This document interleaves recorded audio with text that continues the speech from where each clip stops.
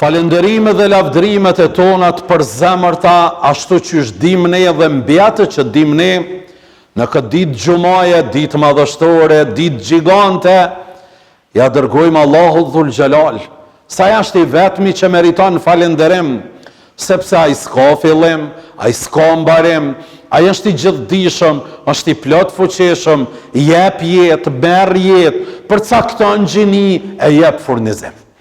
Të qofshmi fali madhi Allah për çdo të mirë që na i ke dhuru. E si kur të fillojmë me i numru, asnjani prej neve të mirat e shumta që na i ke dhuru, nuk mujna me i numru, po me theks të veçantë të falenderojmë i madhi Allah, që na i mbushe gjoksat tonë me iman, që na i mbushe kokat tona me një uri të pastërta. Të qofshmi fali madhi Allah, që na i mbushe zemra tona me dashuri, me respekt, me sinqeritet, me besnikëri, me humanizëm, me falje, tolerancë. Të qofshmi fali madhi Allah, që na dhurove prind, që na dhurove bashkëshorte, që na dhurove evlad. Të qofshmi fali madhi Allah, që na furnizon për çdo ditë dhe për çdo moment, edhe kur e meritojmë edhe kur nuk e meritojmë. Përshëndetje dhe selamet qofshin për Muhammed Mustafan, njeriu më paqësor të rruzullit toksor, doktorin e zemrave tona, sallallahu alaihi wasallam. Të dashur dhe shumë të respektuar xhamatli. Neve po mundohemi të jemi të kujdesshëm që të sjellmi për çdo xhumë një temë që është me interes, një temë që e shohim sa është boshllëk në shoqëri, apo për çdo ditë po krijohet boshllëku i kësaj teme. Po e shohim që sot është shumë me interes të flasmi për ndërgjegjen, sepse në atë moment kur hub ndërgjegjja, atë moment hub çdo moral dhe çdo virtyt që mund ta mbartë njeriu. Andaj shumë njerëz pyesin sot me të drejtë. Ç'po ndodh me moralet të cilat për çdo ditë dhe moment po rënohen edhe po shkatërrohen? Pse korrupsioni po përhapet me të madhen dhe me të shpejt? Pse po ka vjedhje të shumta, mandej vjedhje të atyre dhe po vjedhin ata dhe ata që ndoshta janë me kostume të bukura, janë me kollare të bukura dhe janë të shkolluar dhe me pozita. Pse sot nuk po ka besë? Pse sot nuk po e mban amanetin kush?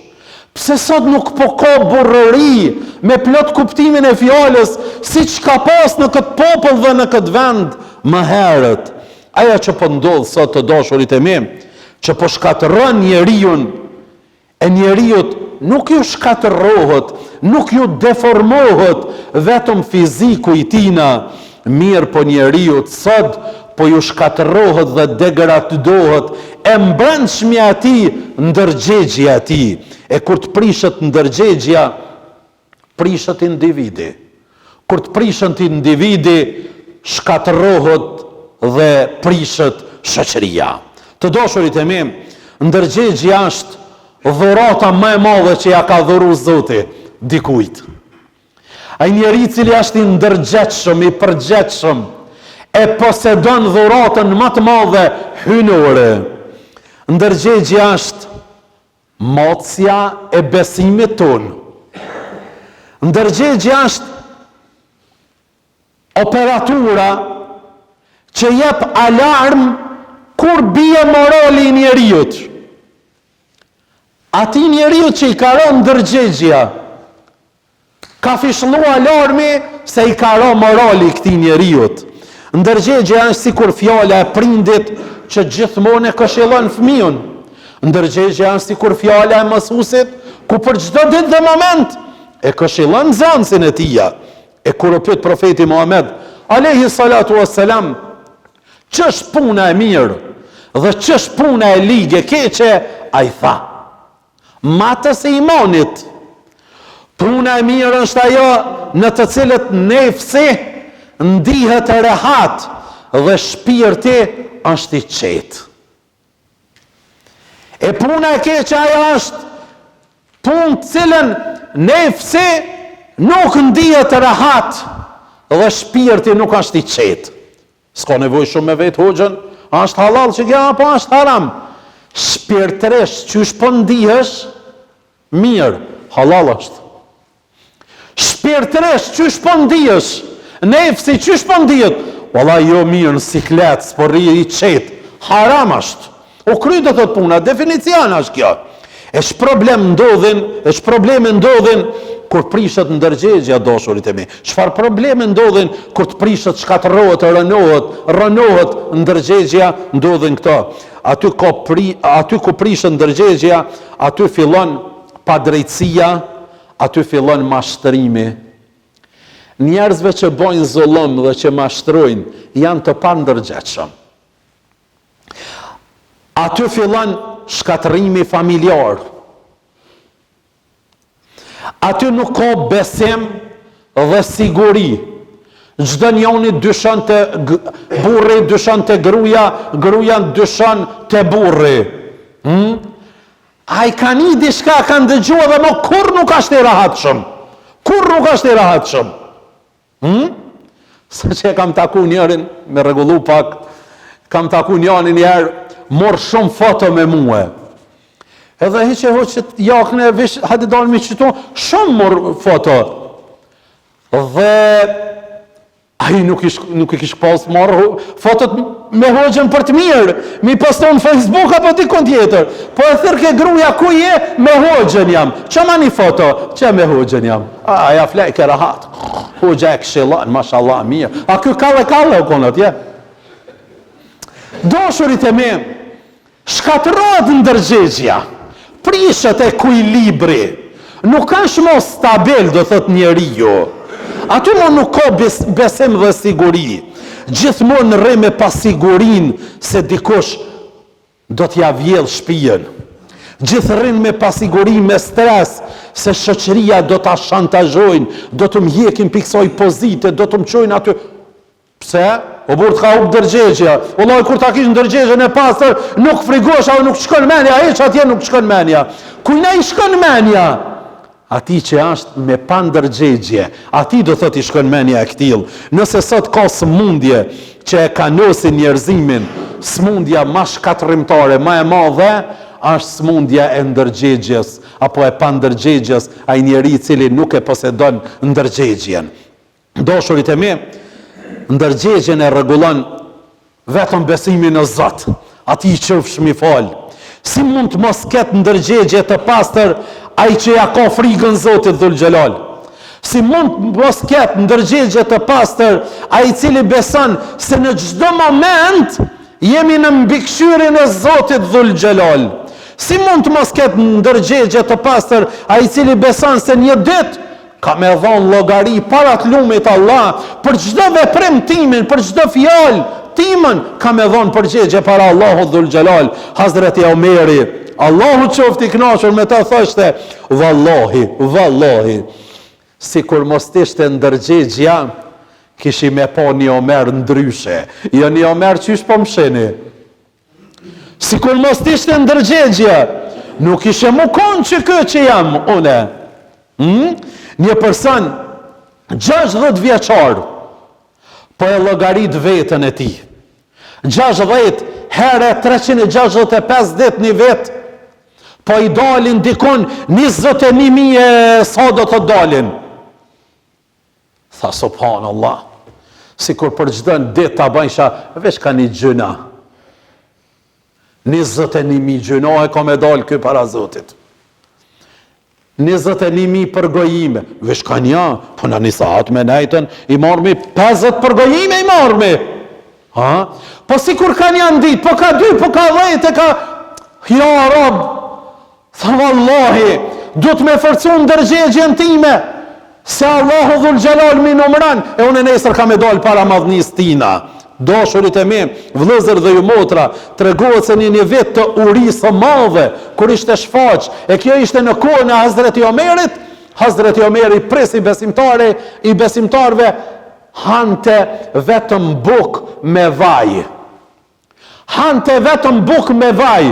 Edhe për çudi ata të cilët po hankan vetëm bukë me vaj, po e marr ka likur atyve ngjyrën e zezë.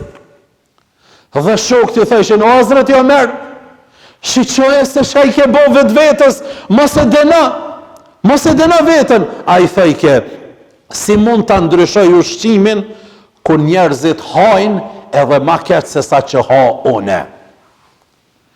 Qka e shtyni Hazret Omerin me thonë këtë fjallë? Ndërgjegja e pastërt e tina. Aliu Allahu qofti knaqër me të, presi besimtarve. Mburoja i hupin i dit, e mburojen e pa në dorën e një të krishterë. Besimtar, jo besimtar. Dhe shkoj të gjykatësit të prokurori me ju anku. E këtë prokuror, kjo e kishte vendos vetë aty. Tha filani i krishterë, ma ka marrë mburojen time, ma ka vjedh. E prokurori e thirri, tha kjo buroj, e kujtë është? Tha është e imja gjykatës. Hazreti Ali, kryetari muslimanve, a ki dëshmitar se kja është e jotja? Tha ju. A ki dëshmitar se ta ka vjedh kë? Tha nuk kam. A ki në argument tjetër? Tha argument ja se kja është e jamja. Tha kjo nuk është argument. Edhe krishteri kokullur e murë mburojen edhe dol. E më vonë u këthy për sëri. Tha prokuror, për Zotin e lom, vetëm besimin në një Zot, e shtin këtë njeri me qenë kash modest, edhe ty edhe këtë me qenë të drejt. Tha për Zotin e lom, si kur ti shtekon dorën e njerëzve, ti do të gjykojsh në favor të këtij.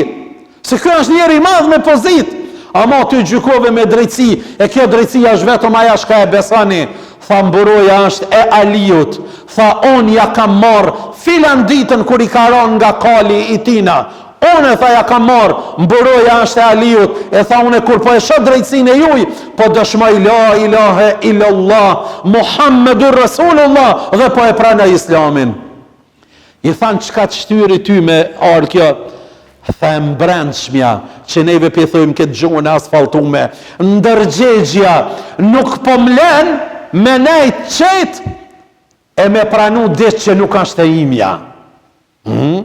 Dashurit e mi, vëllezër dhe ju motra, vetëm ata njerëz të ndërgjegjshëm bojnë veprime të këtilla. Omer ibn Abdulazizi ishte pasaniku më i madh i asaj kohe, saqë pasurinë e tij edhe të gruas së tina krejt e dërzun shtetit ja dërzun.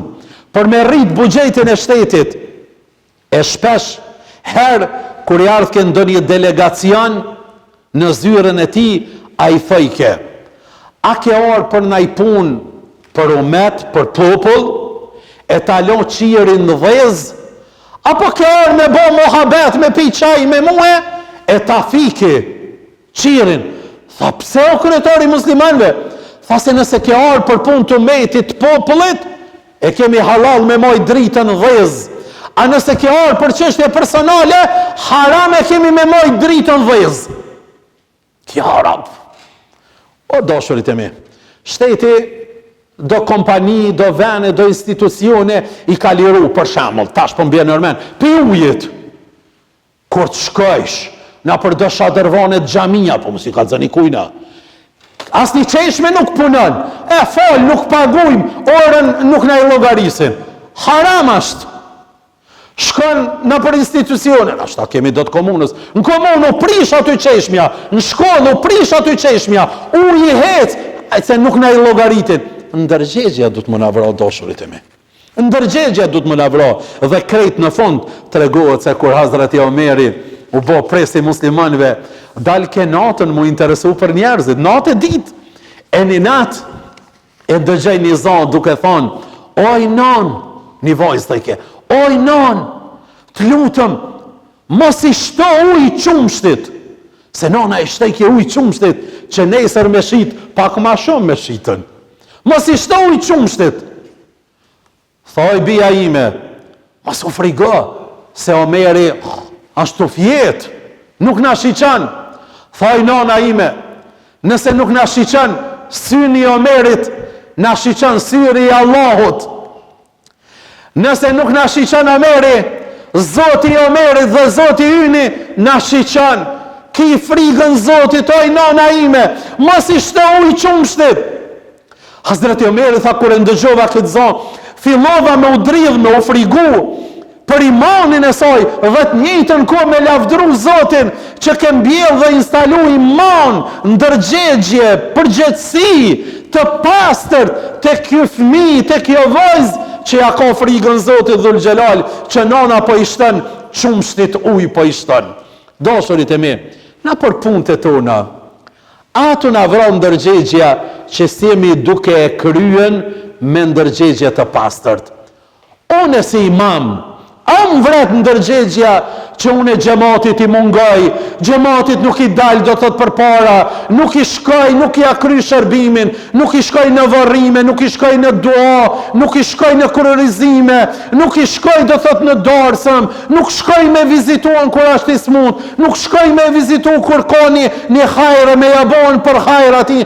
Am vret ndërgjegja se unë jam të marr rrogën edhe nuk jam të akry shërbimin këtina. Ti si mësus, a nuk të vret ndërgjegja që nuk e mon orën e plot, mirë po 10 minuta në telefon, 5 minuta duke bo shako, e 5 minuta për para del dhe lëshën orën, a nuk të vret ndërgjegja? Ti që je duke punun filan kompanien, pse rrëbisht kacinjës aty e nuk punan, a se shefi nuk ashtë këto, nuk ashtë duke na po, pse ti nuk ja kryin do thot punën mirë atina? Pse han minutozhën? Ti që je aty në komune, në administrat, pse lun letra aty karta, e tu ka bo në reni atje, ja se jam me një punë zyrtare, një email të quen, qëfar të me këtë pakistanezin të lujt karta të lujtën? A nuk të vret ndërgjegja?